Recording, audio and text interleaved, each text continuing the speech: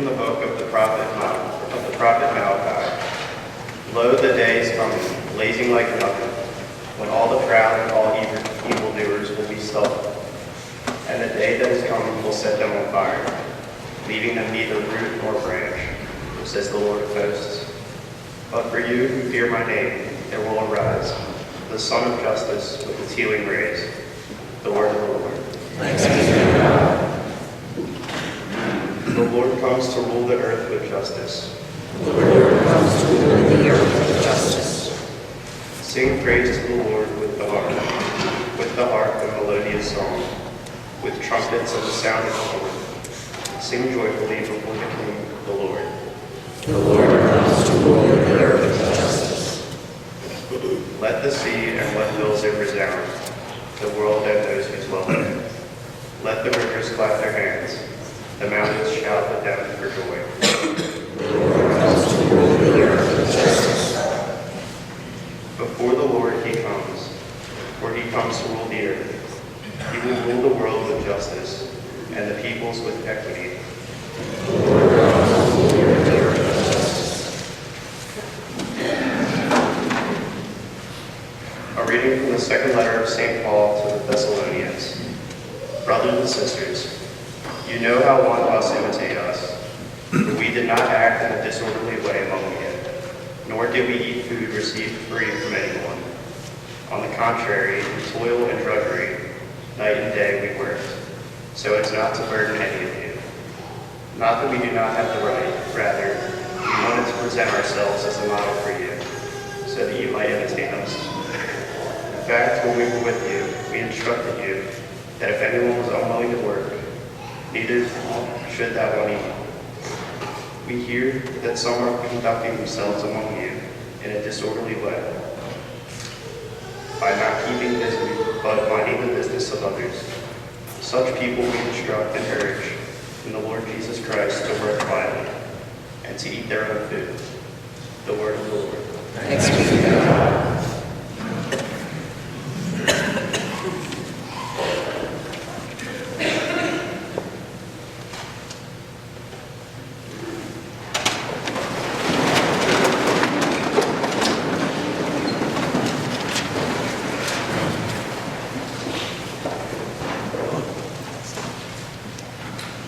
The Lord be with you. A reading from the Holy Gospel according to Luke.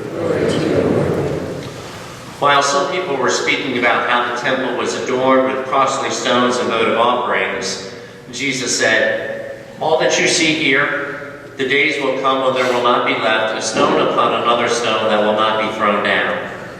Well, then they asked him, "Teacher, when will this happen? And what sign will there be when all these things are about to happen?" He answered, "See that you not be deceived, for many will come in my name saying, 'I am he,' and the time has come. Do not follow them. When you hear of wars and insurrections, do not be terrified, for such things must happen first, but it will not immediately be the end." Then he said to them, "Nation will rise against nation, and kingdom against kingdom. There will be powerful earthquakes, famines, and plagues from place to place, and awesome sights and mighty signs will come from the sky. Before all this happens, however, they will seize and persecute you. They will hand you over to the synagogues and to prisons. They will have you led before kings and governors because of my name. It will lead to your giving testimony. Remember, you are not to prepare your defense beforehand, for I myself shall give you a wisdom in speaking, that all your adversaries will be powerless to resist or refute.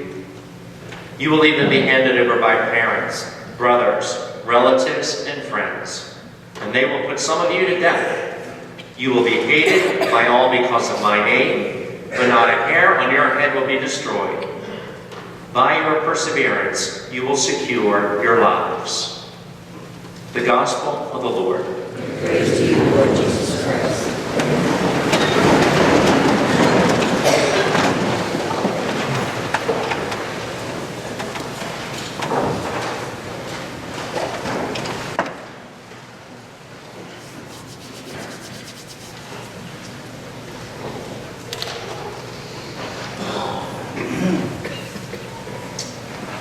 This morning's reading from Paul to the church at Thessalonica is one of many passages throughout the writings of St. Paul that shed light on the imperfections of the early church.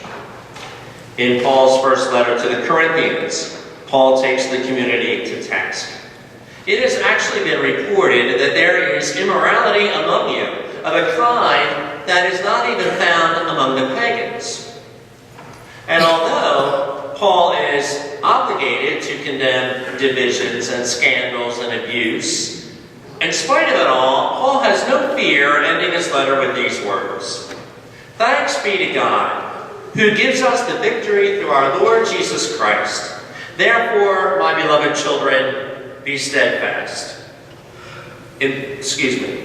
Therefore, my beloved children, be steadfast, immovable, always abounding in the works of the Lord, knowing that in the Lord your labor is not in vain.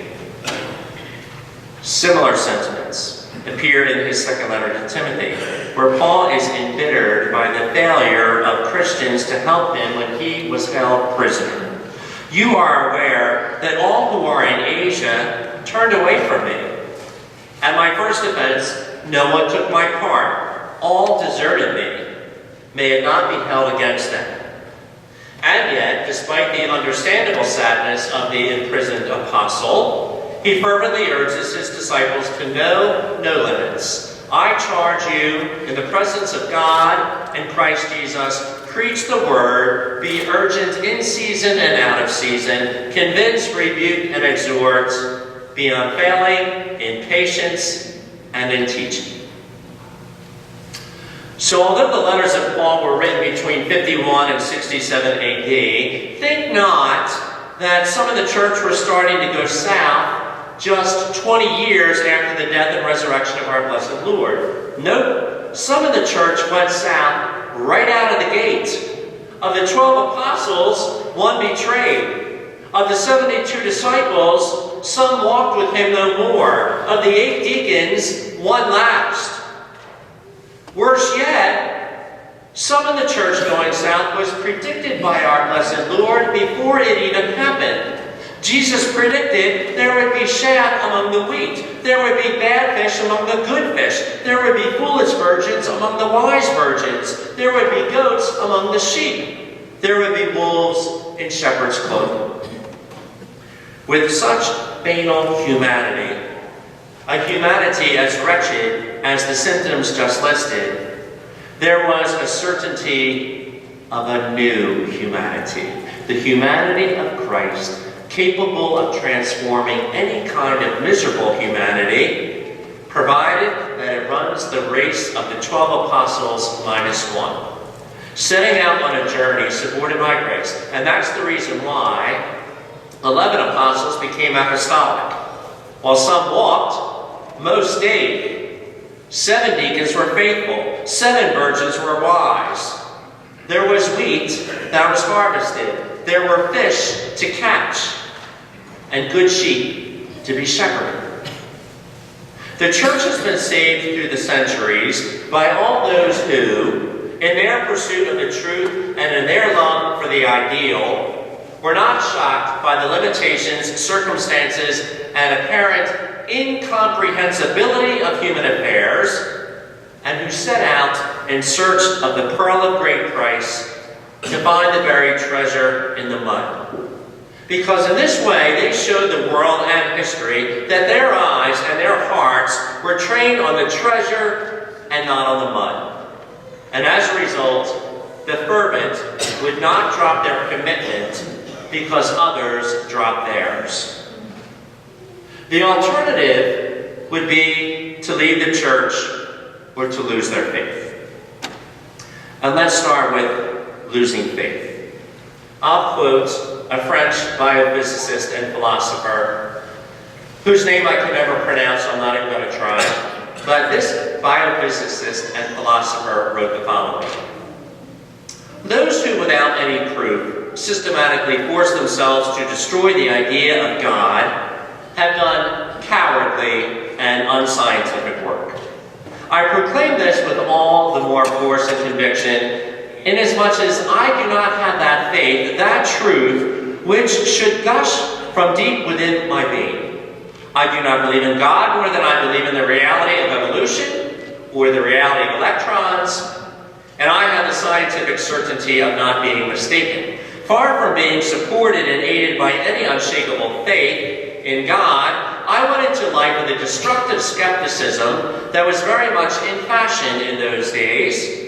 I had to spend 30 years in my laboratory in order to arrive at the point of being convinced that those who had the duty of enlightening me, if only by confessing to me their ignorance, had instead deliberately lied to me. My conviction today is rational. I have arrived at it by the pathways of biology and physics, and I am persuaded that it is impossible for any man of science who reflects not to arrive at this point, unless it be because of blindness or bad faith. But the path that I followed is a tortuous one and not a good one, and it is so that others may avoid the immense loss of time and the fatigue that I have suffered. So there is this testimony of a scientist who says, you cannot disprove the existence of God by science. So let's continue with those who have left the church. Here at St. Mary of the Lakes, we have been blessed for the last 4 years to see an increase every single year, but we're pretty sure this year we're going to see a little bit of a decrease. We are in the middle of what is called the October count. The October count counts every head at Mass every Sunday for the weeks of October and November, and it looks like our numbers might be down. So if you notice that someone who used to sit near you is not sitting near you now, it would behoove you to reach out to them and to ask if all is well and that they are missed by the church. Because oftentimes when we hear in a parish of our size and with a weekly congregation as large as ours is, if I didn't show up, I wouldn't even be missed. And we don't want the fallen away of St. Mary of the Lakes to feel that way. The crisis of pedophilia is a societal problem, and not just a church problem. But for the Catholic Church, scandal is so much worse because the world expects so much more of a Catholic, and especially a Catholic priest. Any fallen away Catholic, or fallen away Catholic priest, whose name is quoted as a byword to sin, and who is supposed to be an argument against the church, is really a strong Catholic credential. Because the seriousness of any fall depends on the height from which one has fallen, and since one can fall from no greater height than union with Christ in his church, especially as a priest, the fall is obviously greater. Nowhere does evil become so visible as when contrasted with the ideal. The very horror the world expresses at the fall of a Catholic priest is the measure of the high virtue it expected from him. That is why the greatest enemies of the church are not persecutors who bear the rack of the sword as described in today's gospel, and not the anti-Catholic bigot handing out pamphlets on the boardwalk with his lies and his half-truths, but rather her own priests. Only those entrusted with the sacred can betray effectively. It was only Judas who knew where Jesus could be found after dark, in the olive trees of the garden, and only he who had been with the Master could lead soldiers to the vulnerable parts where Christian faith can be most deeply pained. Only they can go straight to the Christian core without hesitation, uttering, "Hail, Rabbi," with a kiss on his cheek and 30 pieces of silver clinking at his side, to testify that divine truth is always sold for something far less. To justify his break from the church, the Catholic may give many reasons, and in recent years, the scandal. But the world has yet to hear of anyone who left the church because he wanted to live a more saintly life. Because of scandals, the church must always reform, and this the church has done. Since the reforms of the Dallas Charter were put into place in 2002, credible allegations in the church have dwindled to 0.007%. No other institution can boast of this safe statistic. Yet there will come times when our blessed Lord will seem asleep at the bottom of the boat, and the whole church will appear to be sinking. And this may seem disastrous to a man without faith, but that is because a man without faith can only see disaster when it happens, and never before it happens. But for the man of faith, the church will never ruin. Infused with the Spirit of God, the church has the power to repair her own organism, to grow new members, and surmount herself by reform. Though some of her children have left her and saddened her soul, there is joy in her heart because of the children she still nourishes. There is gladness in her eyes because of the faith she still preserves. There is understanding in her soul, for while she has known the frailty of the flesh, she also knows how to nourish us back to life.